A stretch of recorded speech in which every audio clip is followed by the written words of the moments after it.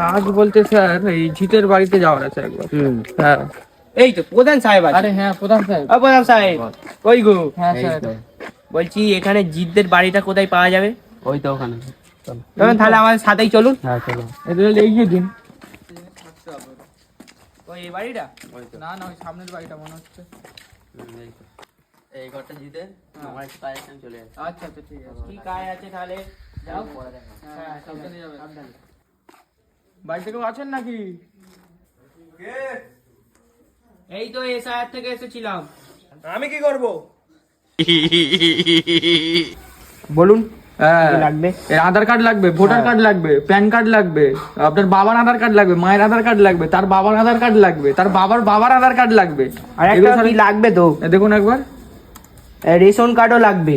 Ration card. হ্যাঁ ration card লাগবে। হ্যাঁ রেশন কার্ডে আমি করিনি লাইন দেওয়ার ভয়ে।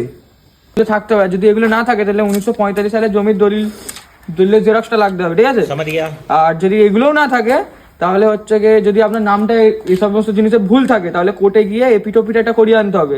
আর যদি এটা এটাও করতে না হবে। থাকে তাহলে 2000 এটা কত আছে, হ্যাঁ 2002 সালের ভোটার আইডি লাগবে। ভেবে নিন।